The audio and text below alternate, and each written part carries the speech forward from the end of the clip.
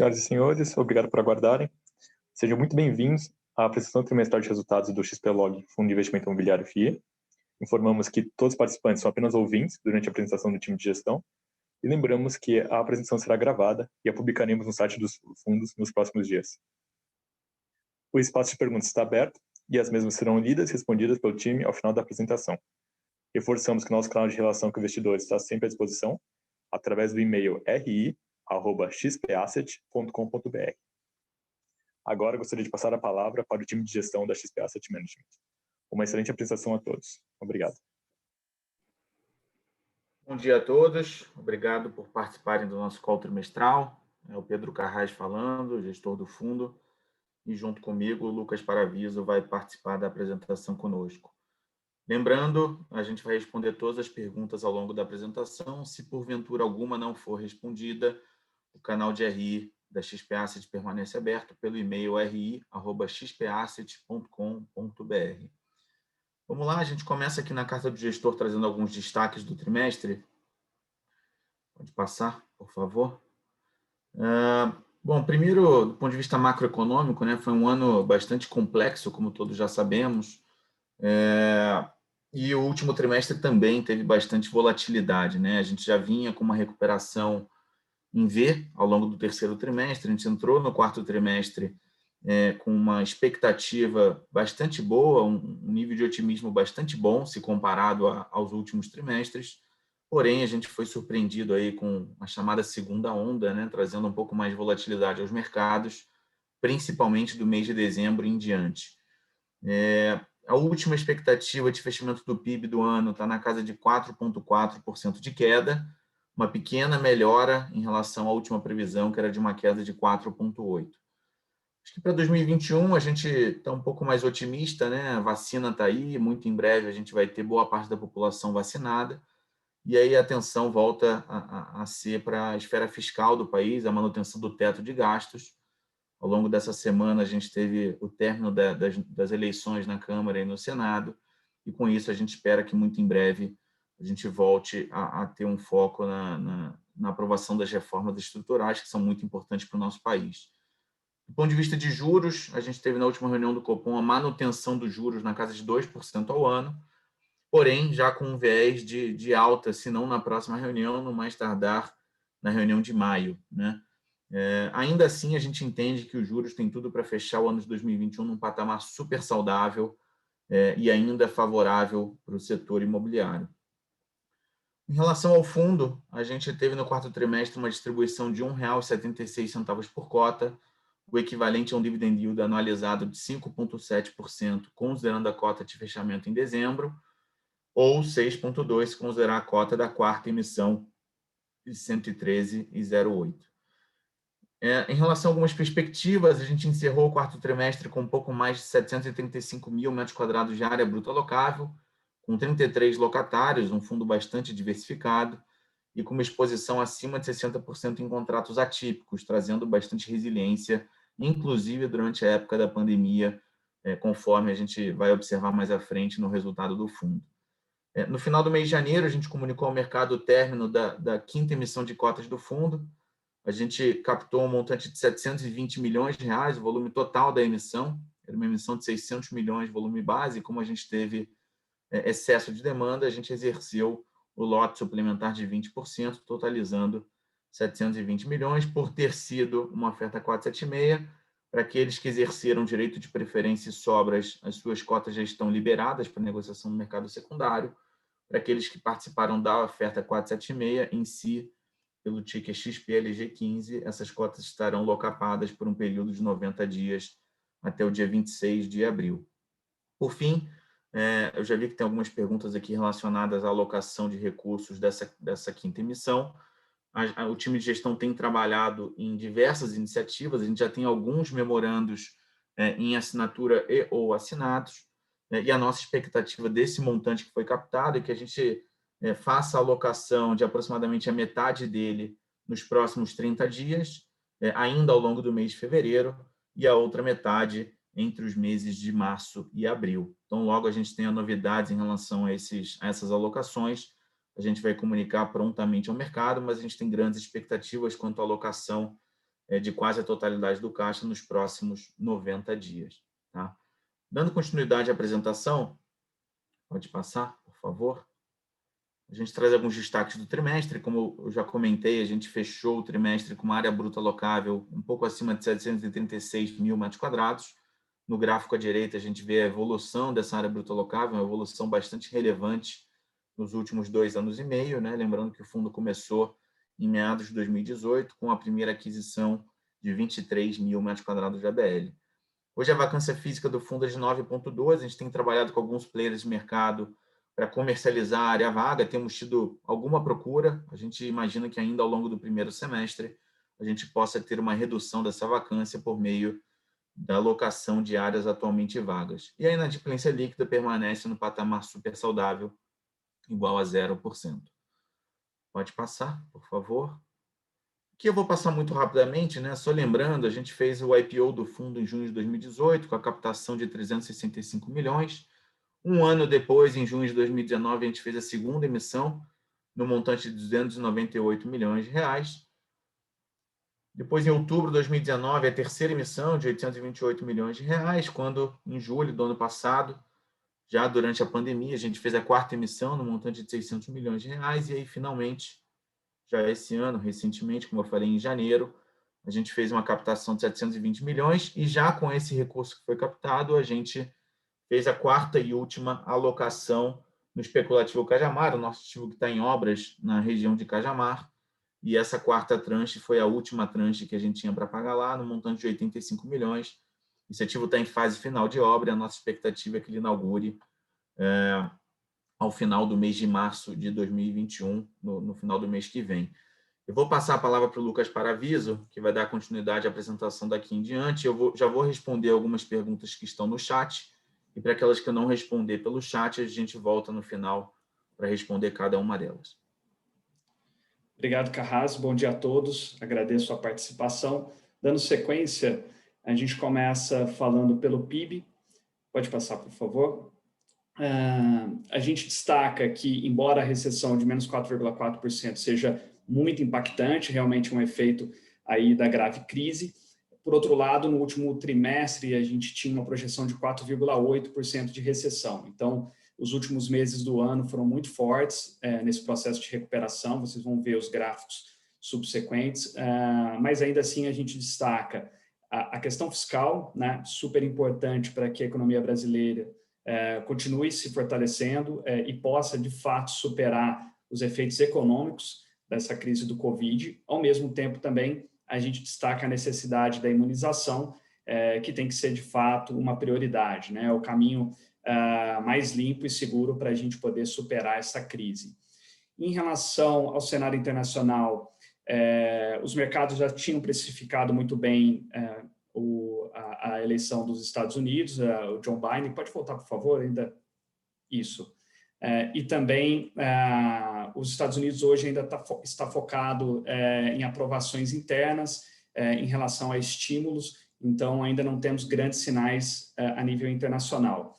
E também a questão da segunda onda, a gente destaca que é, de fato, um aspecto muito negativo no geral, porque está prolongando o processo de recessão e ainda gerando muita dificuldade, além da própria questão humanitária das vidas. Em relação à meta Selic, como o Carras destacou, ela foi mantida em 2%. Aqui a gente destaca que o Forward Guidance ele foi retirado, né? Era um mecanismo colocado pelo Copom para sinalizar o movimento ou não de taxas. Então, ele estava indicando uma trava da taxa básica de juros, e com essa retirada, o Copom sinaliza que, a qualquer momento, ele pode, de fato, começar a subir essa taxa de juros. Ainda assim, não se espera uma subida grande, uma subida leve, talvez aí nos próximos meses, mas que não mudará na parte imobiliária, principalmente, né, o incentivo ao investimento. Essa subida ela é esperada para conter, de certa forma, a inflação, a gente vai ver no próximo slide, para evitar que essa pressão inflacionária ela se acumule ainda mais e comece a gerar algum problema. Pode passar, por favor. Na sequência, a gente traz a pesquisa industrial mensal. Aqui vocês podem ver um indicador em V muito forte. A gente viu uma grande queda em março, principalmente em abril, com o início do processo de isolamento e toda a derivada do Covid. Ainda assim, agora, já no final do ano, a gente viu esse indicador recuperar o período pré-pandemia em quase 3%. Então, isso é muito importante, mostra realmente uma resiliência da indústria no geral. Ela demonstrou uma grande capacidade de adaptação, e isso está fazendo a diferença, inclusive na geração de empregos, que a gente vai ver daqui a pouco. Em relação ao índice de confiança empresarial, do mesmo jeito que a gente viu na produção industrial, a gente viu também a expectativa do empresário subir de uma forma muito relevante, muito abrupta, de fato, depois do processo de afrouxamento, principalmente a partir de junho de 2020. Agora, a gente vê esse indicador, de certa forma, estabilizado, o que significa que o empresário está num compasso de espera. Então, neste momento, ele está esperando um pouco as derivadas, como que vai ser o processo de imunização, isso acaba reduzindo um pouco a velocidade dos investimentos. A gente vai acompanhar porque esse indicador ele é antecedente, ele acaba mostrando um pouco dos movimentos nos próximos meses.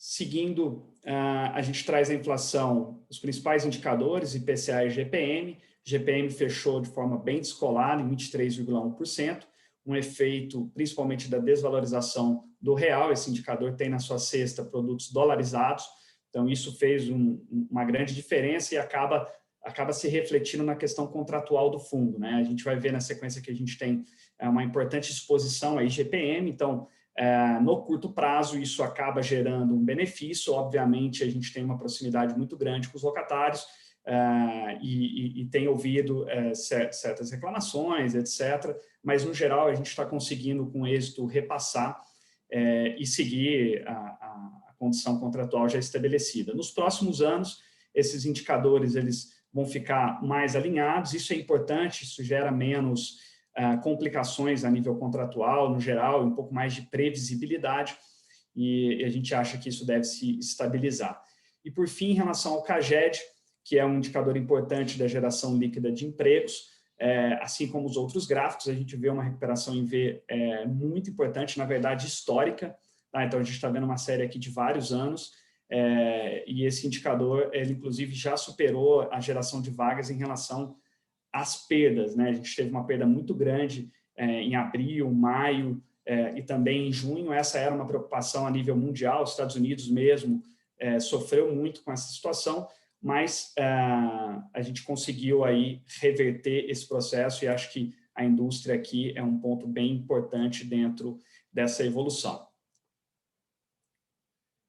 Dando sequência agora, entrando no detalhe do fundo, a gente tem os 4 trimestres de resultado base caixa. Basicamente, o quarto trimestre de 2020, ele tem todos os meses cheios em relação a tanto receita quanto despesa, falando ainda da quarta emissão, que a gente encerrou bem no final de junho e começou julho com o novo PL. Então, basicamente, aqui é uma variação relacionada ao próprio patrimônio. Na média, a gente distribuiu 0,59 reais por cota, falando em base mensal, e no trimestre anterior, 0,58. Então, como o Carrasco colocou, esse perfil contratual do fundo, as contrapartes também de excelente nível de crédito, fez com que o fundo conseguisse manter, no pior momento, aí, talvez, da economia brasileira, num dos piores, conseguiu manter um nível de distribuição muito forte, reforçando, inclusive, a tese. No próximo slide, a evolução histórica desde o IPO. O fundo, historicamente, rendeu, tanto considerando em rendimentos quanto variação a mercado, 42,2%, o IFIX na casa de 30%, e a evolução patrimonial em 9%. Aqui a gente coloca um comentário de que os laudos ainda não foram refletidos no balanço e nem na carteira do fundo. Eles já foram realizados, nesse momento eles estão em processo de emissão. Isso aqui deve ter uma variação, e assim que acontecer, a gente vai prontamente divulgar no nosso relatório gerencial. Além disso, o reflexo dos laudos vai ser objeto da DF de 2020 e da aprovação de contas. Quanto aos indicadores operacionais, olhando ainda a posição pré-quinta emissão, 89% em imóveis, 8% em aplicações financeiras e 3% em cotas de FIIs. basicamente uma alocação tática em cotas de FIIs, também da cadeia de logística industrial. Tipologia dos contratos, 61% atípicos, então aqui uma parte importante do perfil do fundo. Vencimento dos contratos, maior parte longo prazo, para frente de 2023, 79%. Revisional, a gente coloca esse indicador como marcação, mas ele tem pouca relevância aqui dentro deste fundo, com 10% já elegíveis e 7% a partir de 2023. A gente tem uma base contratual muito equalizada com o mercado, então a gente não tem uma discussão relevante em relação a esse assunto. Índice de reajuste, 57% IPCA, 39% em IGPM, então esses 39% geram impacto, principalmente com o que aconteceu agora recentemente, em 2020, com a questão do IGPM. Em relação a mês de reajustes, a gente tem uma distribuição mais concentrada nos últimos meses do ano, com 25% e 22% em dezembro. Quanto ao mercado de capitais, o fundo segue muito forte em questão de volumetria diária. Nesses últimos meses, o fundo a gente tem visto um trade na casa entre 6 milhões na média diária a 9 milhões na média diária. Em relação ao volume, a gente teve uma pequena queda de 7,7% no quarto trimestre. A gente viu essa queda a nível geral, houve realmente, principalmente no final de novembro, com o início de dezembro, uma maior volatilidade dos mercados, ainda tinha a questão da eleição dos Estados Unidos e também tinha esse efeito da segunda onda do Covid se iniciando mais fortemente no Brasil, então a gente viu realmente um maior nível de incerteza, mas ainda assim o fundo fechou com um grande volume de negociações. No próximo slide, a gente traz o perfil do investidor, aqui para a gente conhecer um pouco mais de perto essa base de mais de 250 mil investidores, falando aqui a gente tem a posição de dezembro, mas olhando a emissão de janeiro e últimos números, a gente já está passando de 250 mil. Em relação a dezembro, a gente tinha um perfil de 87% pessoa física, 74% concentrado no Sudeste, mais uma boa distribuição no Sul, Nordeste e Centro-Oeste. A gente está presente em todas as regiões, basicamente em todos os estados também. Em relação à quantidade de cotistas, a gente vê uma escada, realmente o fundo crescente, não só pela oferta, mas a gente vê pelas ofertas, mas a gente vê grande variação mês a mês também. Então, é um fundo com bastante visibilidade. Dando sequência, sobre o log, a gente traz um pouco do portfólio. A gente tem uma distribuição regional interessante, concentrado mais na faixa litorânea. A gente tem 46,6% do fundo alocado em imóveis em São Paulo. Temos 30,7% em Pernambuco, em Cabo de Santo Agostinho, então muito próximo do Porto, uma região que consegue atender tanto os estados acima quanto abaixo na região Nordeste, então é realmente um polo logístico. E também temos posições importantes no Sul, Santa Catarina, por exemplo, com imóvel da Renner, fica bem num eixo logístico na região, na cidade de São José. Com isso, a gente tem uma distribuição ao longo do país. Locatários, 16% da renda na Via Varejo, 16% no especulativo Cajamar, dentro de uma estrutura de prêmio de locação, Leroy 13%, Renner 10%, GPA 8%, e assim a gente tem as maiores concentrações. Em relação ao setor de atuação, uma posição maior no comércio varejista, e aqui dentro desse fundo também uma dinâmica interessante de e-commerce. Então, nossos locatários que atuam no comércio varejista têm uma forte atuação no e-commerce, e isso, inclusive, deu para eles, a gente pode acompanhar pelos balanços, a maioria são dos locatários abertos em bolsa. A gente viu que realmente a parte do e-commerce fortaleceu muito durante a pandemia e deu para eles uma consistência de resultado. Em relação ao resumo, então, 13 condomínios, estamos presentes em 13 condomínios, 33 locatários, 123 módulos, que seriam as subdivisões dentro desses galpões, uma vacância física de 9,2%, só que uma vacância financeira de somente 4%. Por fim, a gente traz, na sequência de todos os próximos slides, detalhes dos imóveis, a gente coloca alguns highlights muito mais para visibilidade e também para tirar qualquer dúvida em relação à posição. A gente pode ir passando, por favor.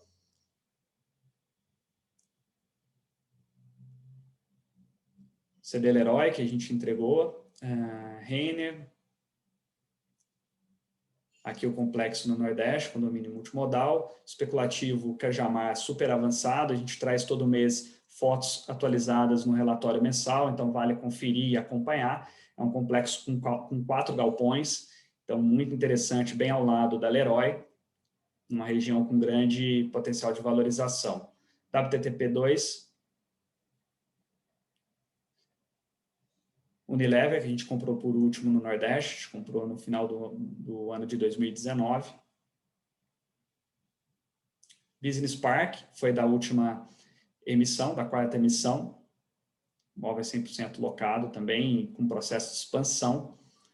E o Cislog Galeão, no Rio de Janeiro, também com processo forte de comercialização, a gente já colocou 2 novos locatários lá, também com expansões em discussão. E é isso, a gente fecha o conteúdo da apresentação, reforça os canais nossos de RI, no último slide vocês podem pegar o e-mail, fiquem à vontade, eventualmente qualquer dúvida não sanada hoje, nossos canais estão abertos para vocês acessarem a qualquer instante. Passo a palavra de volta para a Bianca, José e também Carrasco. Muito obrigado. Bom, obrigado, pessoal. Agora iremos iniciar a sessão de perguntas e respostas. E para fazer uma pergunta, por favor, enviem pelo espaço Q&A. Vou só reforçar uma mensagem. A gente recebeu já 15 perguntas e a gente já respondeu as 15. Então, para aqueles que já fizeram perguntas pelo chat, peço, por favor, verificar as respostas que já estão todas lá. E a gente vai esperar aqui mais algum tempinho para saber se tem mais alguma pergunta.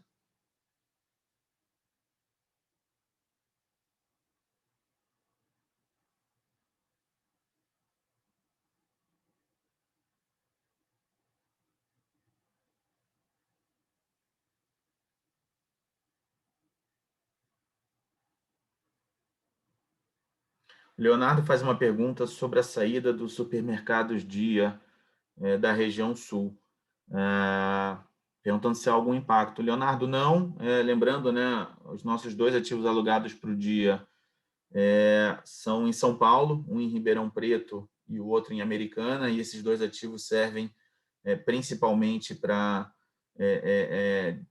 distribuição em São Paulo, que é onde o Dia tem maior concentração de supermercados, e, portanto, a saída do supermercado Dia não traz nenhum impacto profundo, e tampouco o Dia tem demonstrado algum tipo de dificuldade na operação. Então, a gente segue super tranquilo com a operação do Dia. O Pedro pergunta se há previsão de aumento de dividendos. A gente comentou aqui em algumas respostas e também ao longo da apresentação. A gente concluiu agora no mês de janeiro a 5ª emissão de cotas e existem 5 operações em andamento, já com estágio avançado de diligência. A gente acredita que consegue finalizar 3 dessas 5 ao longo do mês de fevereiro e 2 dessas 5 entre março e abril.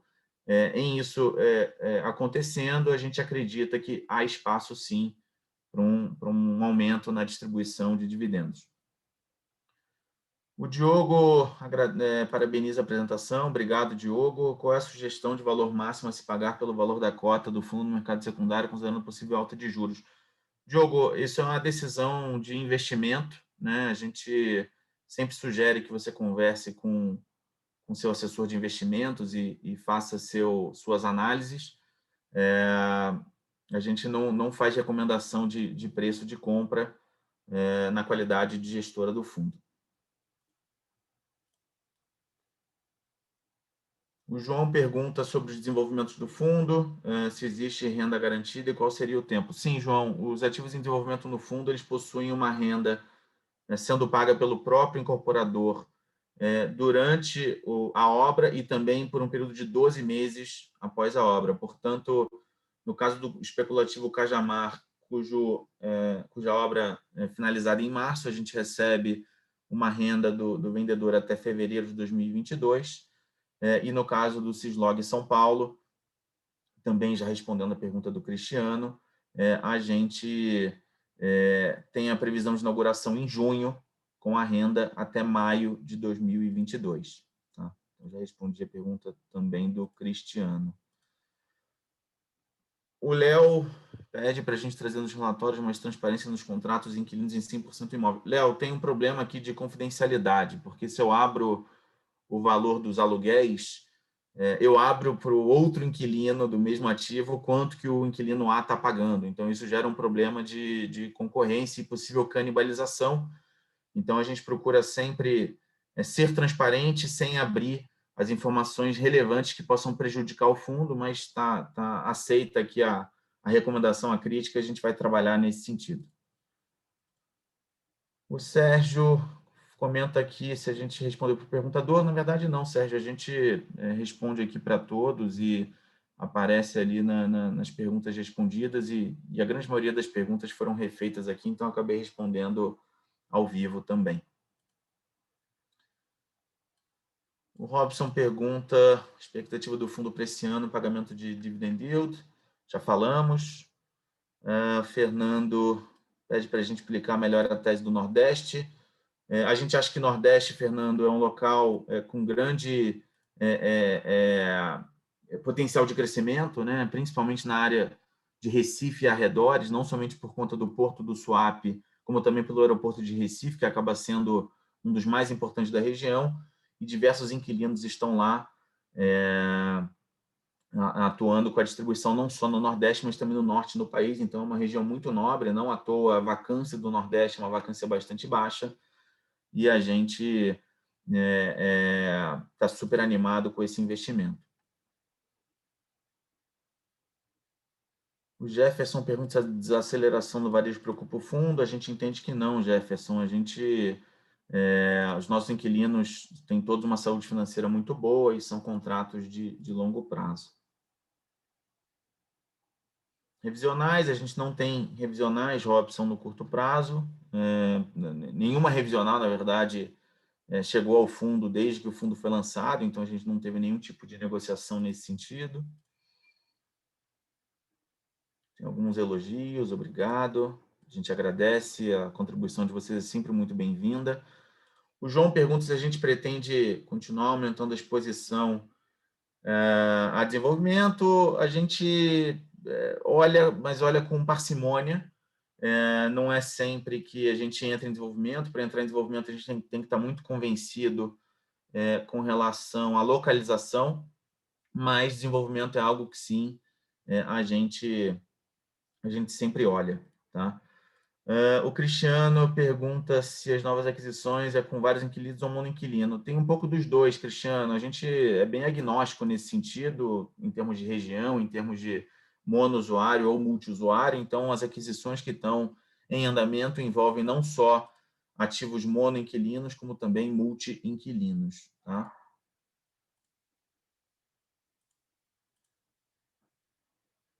Não temos nenhuma previsão de rescisão de contrato esse ano, Pedro, e esperamos que continuemos assim.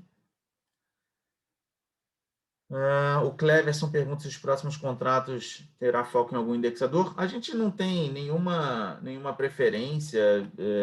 Obviamente, o GPM normalmente tem uma possível valorização maior. Por outro lado, a gente sabe que no longo prazo acaba não sendo sustentável. Então, hoje o fundo é quase meio a meio, GPM e IPCA, e a gente entende que essa mescla ela é interessante. Pessoal, muitas perguntas sobre as aquisições. A gente não pode dar muito disclaimer sobre as aquisições, então logo elas sejam concluídas, a gente vai comunicar prontamente ao mercado, tá? A gente tem intenção de entrar em outros estados, como eu já falei, a gente é agnóstico em termos de diversificação geográfica. Perguntam sobre a vacância do Cislog, o Lucas. A gente tem uma competição grande ali na região e o próprio Rio é uma cidade, um estado que nos preocupa do ponto de vista de segurança, mas como o Lucas também já mencionou ao longo da apresentação, a gente conseguiu alugar 2 módulos recentemente e continuamos animados para continuar alugando nos próximos meses.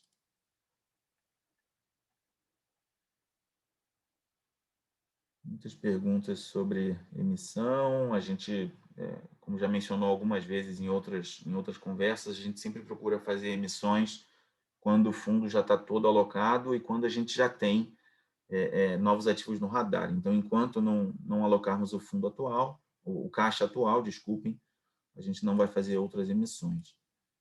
Desafios, eu acho que o desafio da vacância, como já foi falado algumas vezes. Robson pergunta se a gente está tranquilo e não temos nenhum fato relevante. Robson, todo fato relevante que nos aparece, a gente comunica prontamente ao mercado. Então, hoje a gente entende que a gente está numa situação tranquila, sim. Muitas perguntas sobre interiorização, geografia, já falamos. Especulativo Cajamar, também já mencionei. A gente está com algumas conversas em andamento, sendo mediadas por alguns brokers.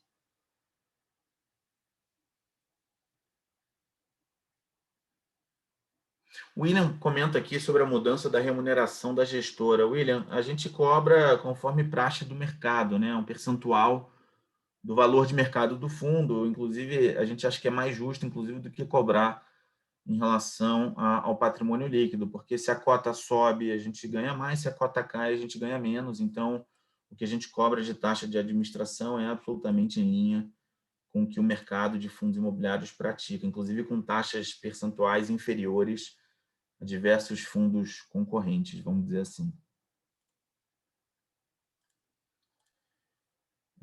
Estou passando o olho aqui nas perguntas e várias que estão aqui já foram respondidas. Matheus pergunta sobre a compressão de cap nas aquisições. A gente entende que a competição está aumentando, Matheus, isso possivelmente vai comprimir os caps.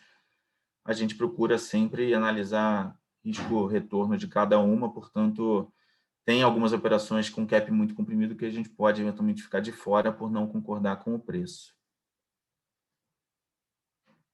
A gente está sempre procurando, uma pergunta do Renato também, caps entre 8% e 9%, tá? Ao ano. Eu falei sobre Rio de Janeiro também, mais elogios, obrigado. Também já mencionei sobre o IGPM. O IGPM a gente vem tentando repassar ele integralmente, mas nos casos que a gente não consegue, a gente repassa um pedaço e tenta fortalecer o contrato com algum tipo de aumento da multa, algum tipo de aumento do aviso prévio. Tá? Já falei bastante também sobre o Syslog São Paulo, o Syslog Rio, desculpa. A gente já alugou 2 módulos e segue animado para continuar comercializando ao longo de 2021. Tá? Vai ser um trabalho de formiguinha, mas a gente está animado. Em relação ao valor patrimonial, a gente está finalizando agora, no mês de fevereiro, os laudos de avaliação anual com uma empresa renomada do mercado e provavelmente até o final do mês de fevereiro a gente vai ter a conclusão desse estudo. Isso vai ser divulgado ao mercado e depois nas DFs do fundo vão ter todos os detalhes da reavaliação patrimonial também. Tá? Sobre os FIIs, algumas pessoas perguntaram das alocações em FIIs. A gente fez alocações pontuais, não é a estratégia do fundo, a gente não é um fundo de fundos, então a gente não pretende ter uma alocação muito grande em FIIs. A nossa alocação vai ser sempre na casa de 2% a 3%, não mais do que isso a princípio. FIIs líquidos, que eu quero dizer, né? E a gente só investe em FIIs de logística com grande liquidez, né? Então, a gente pode mencionar aqui alguns que são FIIs de logística do mercado com grande liquidez, como HGLG, como VILG, como LVBI, são alguns dos FIIs que a gente investe, tá? Obrigado, João, pelo elogio. Bom,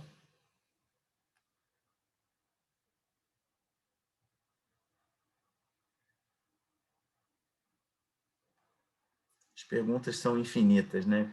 Não para de chegar.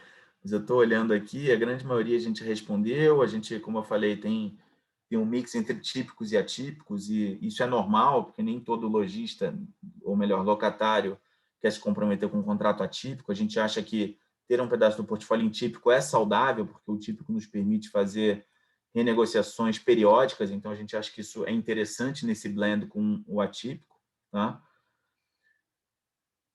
Tem uma pergunta sobre o vencimento do contrato mais recente. A nossa lâmina mensal ela tem todos os dados de vencimento dos contratos, então eu recomendo dar uma olhada na lâmina, tá?